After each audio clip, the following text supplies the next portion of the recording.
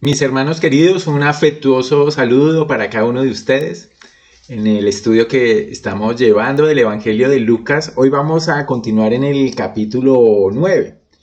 Quiero entonces invitarle a que leamos el texto en el capítulo número 9 de Lucas, del versículo 46 al 50 vamos a tratar hoy. Y lo ponemos en las manos del Señor para que nos guíe. En la versión Biblia de las Américas dice este texto: y se suscitó una discusión entre ellos sobre quién de ellos sería el mayor. Entonces Jesús, sabiendo lo que pensaban en sus corazones, tomó a un niño y lo puso a su lado. Y les dijo: el que reciba a este niño en mi nombre, a mí me recibe.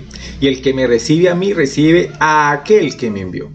Porque el que es más pequeño entre todos vosotros, ese es el más grande. Versículo 49.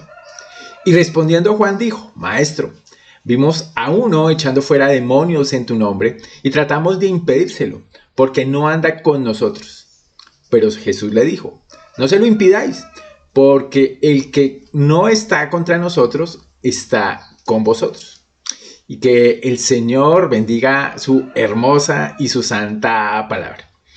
Mis queridos, esta porción pues ya empieza a finalizar todo el ministerio del Señor Jesús en Galilea. Ya vamos pronto a entrar en una nueva etapa donde el Señor empieza un viaje a Judea y lo vamos a ver por allá hasta el capítulo número 19. Y el Señor, como hemos visto a lo largo de todo el capítulo 9, sigue enfocándose en el entrenamiento, en la preparación, en la enseñanza, yo diría intensiva, pues a este grupo de 12 hombres. Y el tema esencial que estamos viendo aquí, mis hermanos, es la importancia de la humildad. Recuerde que veníamos de hablar del segundo anuncio del Señor acerca de su propósito, de su muerte, sepultura y resurrección para el perdón de nuestros pecados. Y fíjate que salta este tema del orgullo, porque todos reconocemos como creyentes que el orgullo es el pecado que define la naturaleza humana. De alguna manera la raíz, el terreno sobre todos los demás pecados brotan, echan raíces, crecen. Y es un pecado que desde el principio marcó a la humanidad. La rebelión angelical contra Dios estuvo fomentada, estuvo causada por el orgullo del ángel rebelde. Y bueno, y en su tentación con Adán y Eva, él apeló al orgullo y a la humanidad orgullosa de Adán y Eva. Y esto pues se sumó en corrupción. Pero fíjate que el Señor Jesucristo viene a destruir todas esas cosas, entre ellas el orgullo, el querer ser como Dios, el querer tener y no someterse, tener la razón y no someterse a lo que Dios quiere hacer. Y eso es lo que el Señor está haciendo en cada uno de nuestros corazones, convirtiendo nuestro corazón en un corazón sumiso, en un corazón que se somete y que se deleita en someterse al señorío del único Dios. Me recuerda mucho el ejemplo del apóstol Pablo, que era un hombre que podía, y lo dijo en el libro de Filipenses, dar cuenta de sus méritos, había sido enseñado en todo el tradicionalismo judío, fue circuncidado, era como él mismo dice, hebreo de hebreos, de la tribu de Benjamín, celoso por la ley. Sin embargo, cuando fue confrontado con el Señor Jesucristo, hubo convicción del Espíritu Santo en su corazón sobre la opinión que él tenía sobre sí mismo. Y después nos narra en el libro de Filipenses que esas cosas que habían de alguna manera estado como causa de su orgullo, él las estimaba como pérdida. Y no es que él lo haya alcanzado ya, y él mismo lo dice, ni que fuera perfecto, pero empezó un camino de destrucción del propio orgullo. Y el Señor nos decía aquí en el capítulo 9 que todo el que quisiera ser su discípulo, ¿qué tenía que hacer? Negarse a sí mismo, tomar la cruz del Señor cada día y seguirle. Y seguirle como el ejemplo perfecto de la humildad, el ejemplo perfecto de qué significaba despojarse a sí mismo y qué significaba llevar una vida en dependencia de Dios.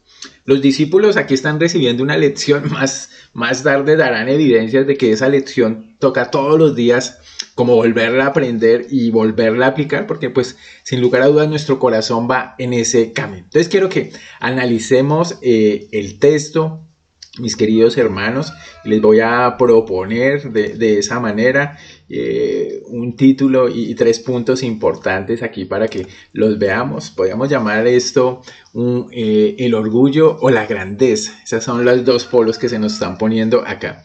Y vamos a ver un cuadro pues del orgullo, un cuadro de la grandeza y vamos a ver un ejemplo aplicativo de alguna manera esta guerra que surge entre el orgullo y la grandeza. Entonces, mis queridos, empecemos en el versículo número 46 para hablar de un cuadro precisamente del orgullo. Dice acá el versículo 46, y se suscitó una discusión entre ellos. Imagínense. Y precisamente el orgullo, mis queridos hermanos, vemos aquí que está arruinando la unidad. Y ese es uno de las consecuencias terribles del orgullo.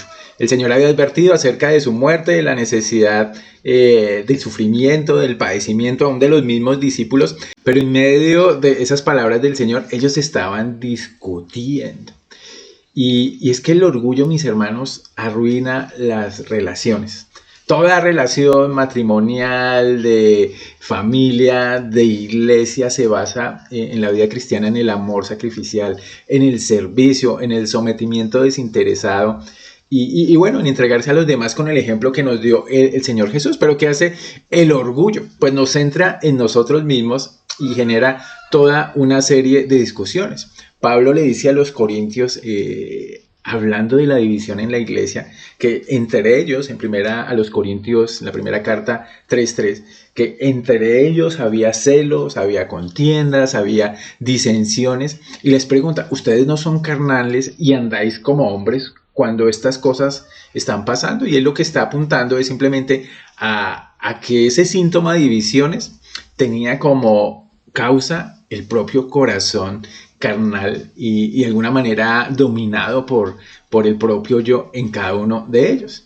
Y fíjate que aquí hay otra cosa importante, y es que en este cuadro del orgullo, porque ellos estaban pensando en el reino terrenal y en que si Jesús iba a ser de alguna manera el presidente, qué ministerio les iba a quedar a ellos o qué cargo les iba a quedar, y porque están pensando sobre quién de ellos sería el mayor. Imagínense el calibre de la discusión. Y eso nos pone un poquito a pensar que el orgullo da como resultado que nos creamos superiores y de manera arbitraria empecemos a clasificar a los que están a nuestro alrededor, tal vez como inferiores. Están debatiendo, oiga, ¿quién va a ser el mayor? Y seguramente estaban de pronto alardeando de lo que había pasado en su corto ministerio de predicación, de sanidades que empezamos en este capítulo a ver. Y se empezaron a medir entre ellos mismos. El mismo Pablo le dice a los Corintios, por ahora en su segunda carta, que midiéndose a sí mismos por sí mismos y comparándose consigo mismos, no son juiciosos. Hablando de cómo los creyentes muchas veces tenemos esa medida y nos sentimos mayor que el otro y nos sentimos a veces mal porque no recibimos lo que supuestamente deberíamos recibir. Pablo le dice aquí en 2 Corintios 10:12, oiga, no se midan consigo mismos porque no tiene de ninguna manera sentido. Nuestro punto de comparación es uno solo, el Señor Jesucristo. Y contra el carácter del Señor Jesucristo, pues todos quedamos en la posición que debemos estar. Entonces esa interminable clasificación, mis hermanos, lo que está haciendo es mostrar el corazón de cada uno de los discípulos. Y aquí lo que vemos en este cuadro del orgullo, mis queridos, pues es tal vez nuestro corazón muchas veces reflejado. Y la pregunta que nos podemos hacer es, ¿cuántas discusiones en las que hemos caído, así como los discípulos, pues tienen como fundamento el que nosotros nos creemos mayores que el otro, superiores al otro? Y el Señor nos dice, haya este sentir, nos dice por medio de Pablo, que hubo también en Cristo Jesús, que siendo en forma de Dios no estimó ser superior en esas cosas, sino que se despojó a sí mismo tomando forma de siervo. Entonces, mis hermanos, nuestras discusiones egocentristas no reflejan el carácter del Señor y tenemos que apelar a Él y apelar a su palabra en lo que nos va a decir ahora aquí en el versículo 47, que podemos empezar a verlo después de ver ese cuadro del orgullo como un cuadro de la grandeza. Vemos primero el cuadro del orgullo, veamos ahora un cuadro de la grandeza del Señor.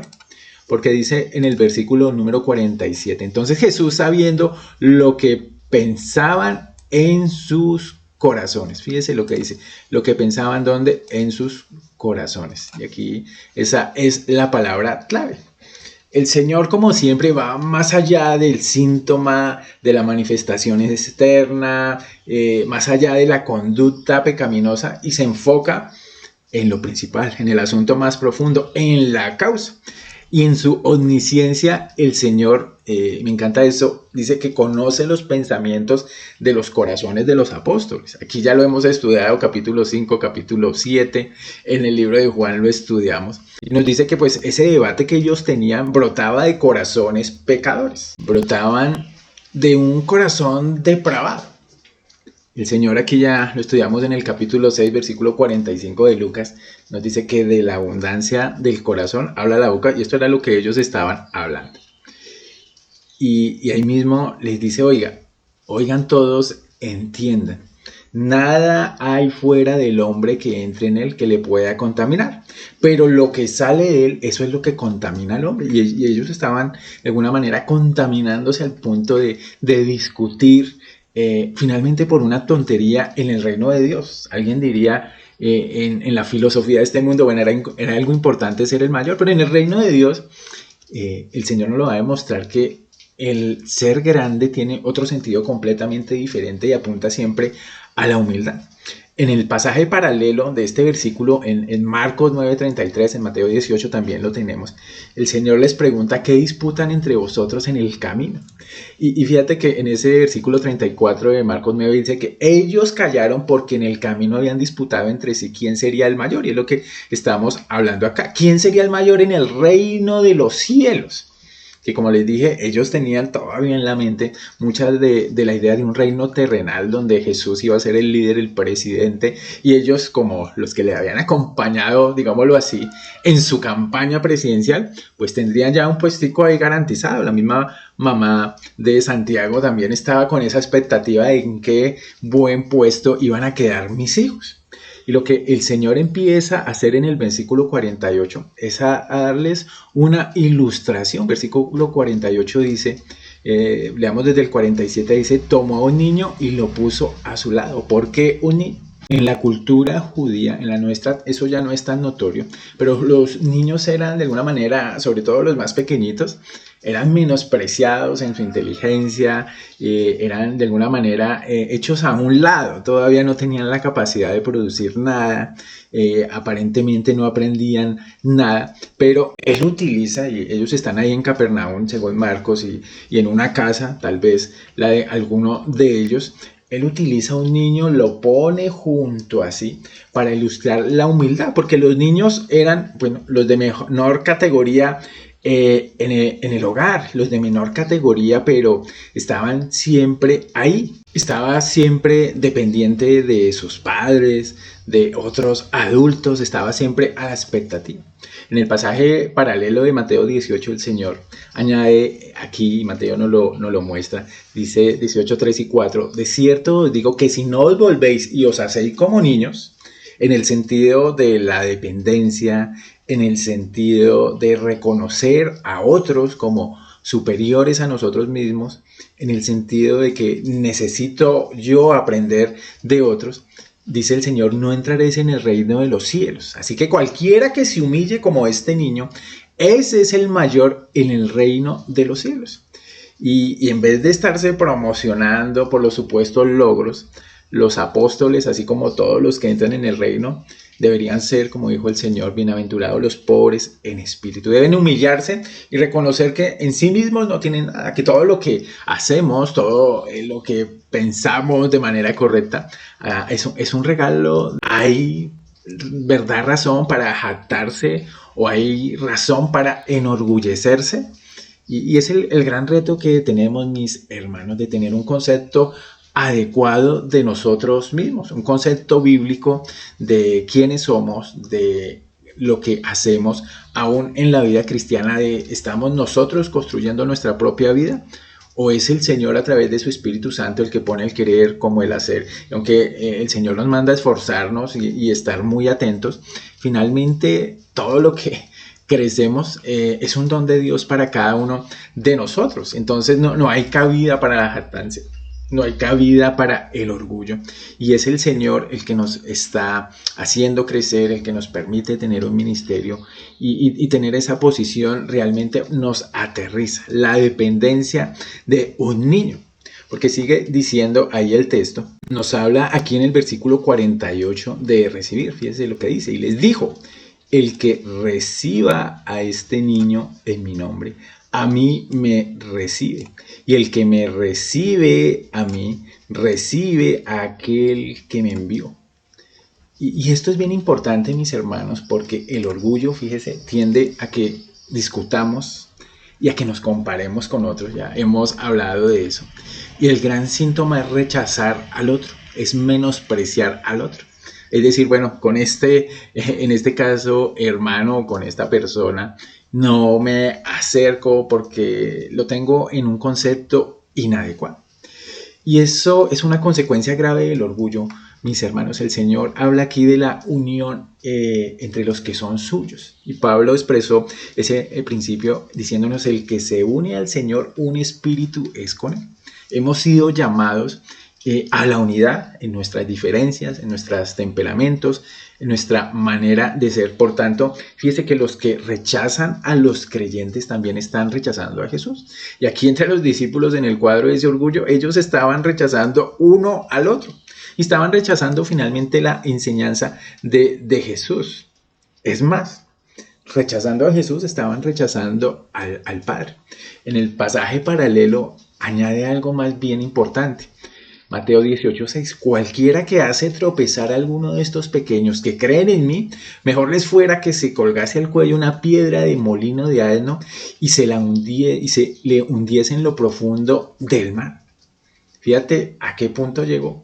Ahí mismo en el versículo 10 dice, mirad que no menospreciéis a uno de estos pequeños, porque os digo que sus ángeles en los cielos ven siempre el rostro de mi Padre que está en los cielos.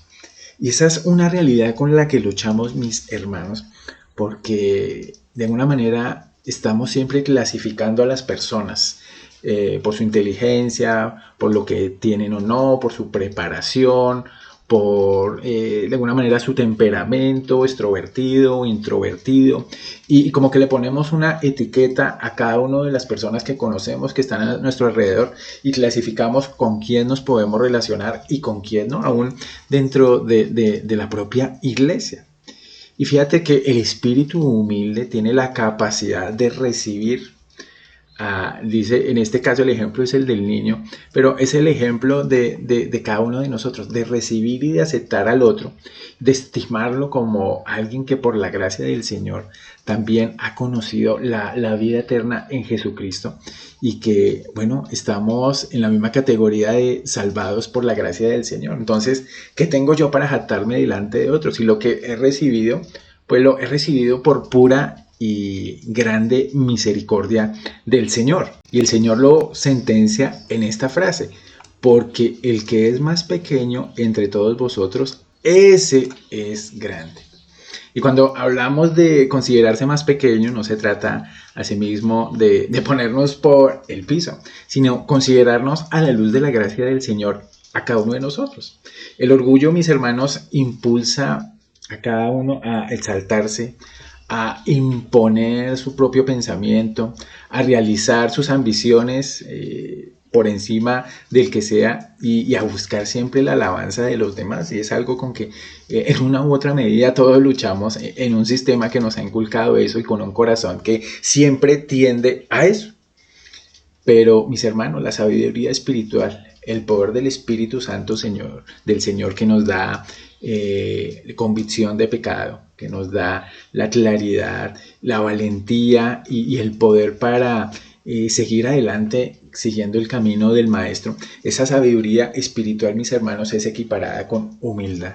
Y se va a ver reflejada en humildad. Y una evaluación clara de nuestra lucha con el orgullo se va a ver en los síntomas de nuestra propia vida. La envidia, el egoísmo, la rabia, el odio, todas estas cosas a veces son un síntoma de un corazón que está de alguna manera ahogado en sí mismo. Es, mis hermanos, el sometimiento, el que nos podamos someter unos a otros, considerándolo al otro como alguien que el Señor ha salvado y velando por los intereses de ellos, porque finalmente Pablo en Filipenses nos dice, oiga, sigan este sentir que yo también en Cristo, y el propósito, y lo veíamos hace 8 días, del Señor fue dar su vida, servir a otros, estar en esa actitud de servicio humildemente, y eso no significa que una persona se menosprecie a sí misma ni se ponga por el suelo, sino que está consciente de la realidad de quién es delante del Señor y de la realidad que el Señor nos ha dado un lugar en el reino de los cielos, no por nuestras propias buenas obras, sino porque la sangre preciosa de Cristo ha limpiado nuestros pecados y ha abierto un camino hacia el Padre que nos salvó. Entonces este cuadro, mis hermanos, es el de la verdadera grandeza, el de que cada uno de nosotros siga el ejemplo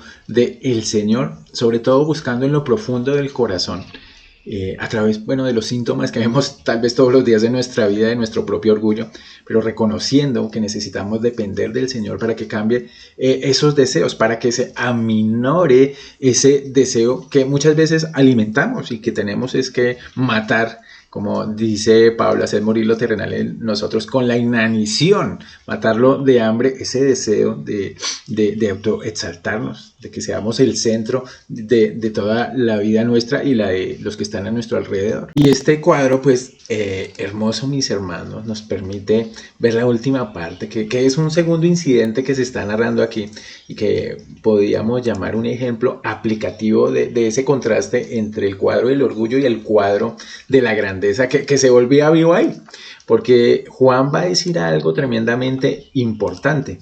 Fijémonos en el versículo 49, y respondiendo Juan dijo, Maestro, vimos a uno echando fuera demonios en tu nombre y tratamos de impedírselo porque no anda con nosotros. Yo creo que Juan, mis hermanos, y en mi perspectiva, estaba siendo tocado por las palabras del Señor. Estaba evaluando, oiga, cuando nosotros fuimos a predicar, cuando nosotros fuimos a expulsar demonios en el nombre del Señor Jesucristo, en medio de la misión que Él había dado, ellos se encontraron con un hombre que no se nos dice exactamente quién es, pero aparentemente es un hombre que estaba haciendo estos exorcismos de manera legítima, estaba echando fuera demonios, y no como Etseba, que trató de echar fuera demonios y los demonios lo golpearon. No, aparentemente este hombre lo hacía legítimamente, y ellos en su orgullo trataron de impedírselo por una razón, dice acá, porque no andaba con nosotros.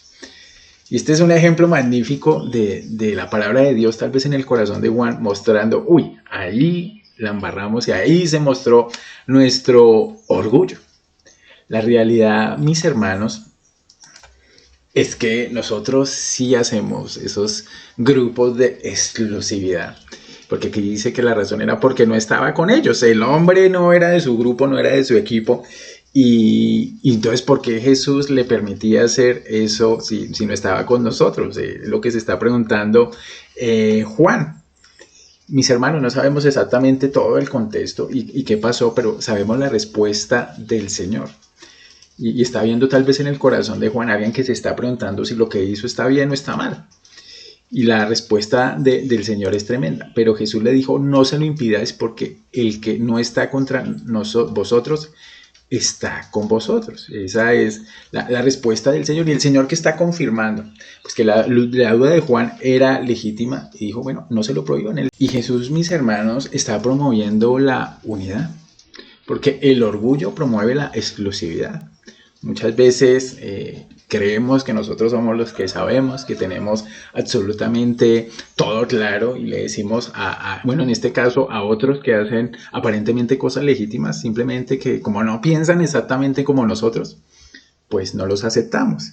Y aquí, aunque el Señor no está diciendo que aceptemos a todos los que aceptan ser de Cristo, aunque no prediquen la verdad de Cristo, y en este mundo se predica mucha mentira, si hay un llamado a que aceptemos a todo aquel que utilice el nombre de Cristo, que hable la verdad divina, y tal vez no pertenezca a nuestra organización, y tal vez en cosas de alguna manera secundarias no tenga las mismas ideas, tal vez en aspectos grises de la escritura no tenga las mismas ideas de nosotros en cuanto, no sé, a si ciertos dones siguen vigentes hoy o no siguen vigentes, o así debemos hacer las cosas, el culto de esta manera, de otra manera, o con esta música o sin esta música. Bueno, a veces cosas en las que nos enfocamos para romper la unidad y para rechazar a los otros. Y lo que nos llama el Señor es a tener de nuevo esa actitud de Pablo, quien se regocijaba cuando, por allá en Filipenses 1, me gusta que él se regocijaba en que la verdad era predicada, incluso cuando quienes predicaban pues eran hostiles contra él, y tal vez él sospechaba que tenían motivaciones erróneas. Él dice, lo importante es que se predique a Cristo con la verdad, aunque tal vez esas personas, dice Pablo, no me quieran tanto. Eso es lo importante. Y nosotros a veces tendemos a ser sectarios en esos asuntos.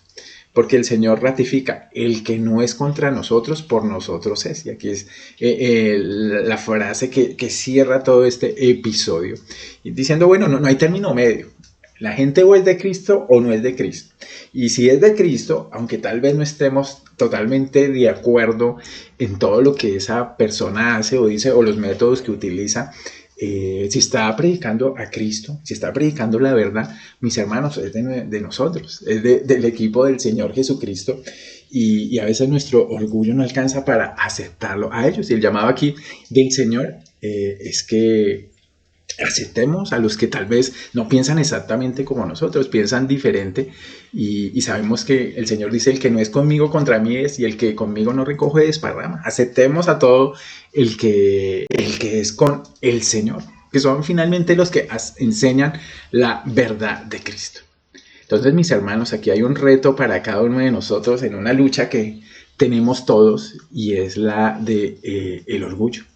Vimos ahí ese cuadro del orgullo, ese cuadro de la grandeza, de un llamado a la humildad, y un ejemplo aplicativo. Y creo que el reto para nosotros es, después de leer este texto, que a nuestra mente vengan episodios como el que le pasó a Juan de, en este caso tal vez fui exclusivista, tal vez mi orgullo me llamó a apartarme de ciertos hermanos, tal vez no me relaciono con ciertas personas porque las categorizo como que no pueden estar cerca de mí.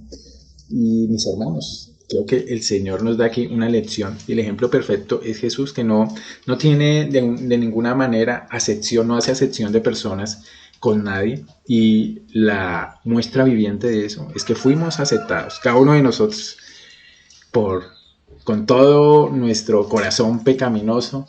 El Señor lo llevó a la cruz, y esa acta de decretos que había en contra de nosotros fue anulada para siempre.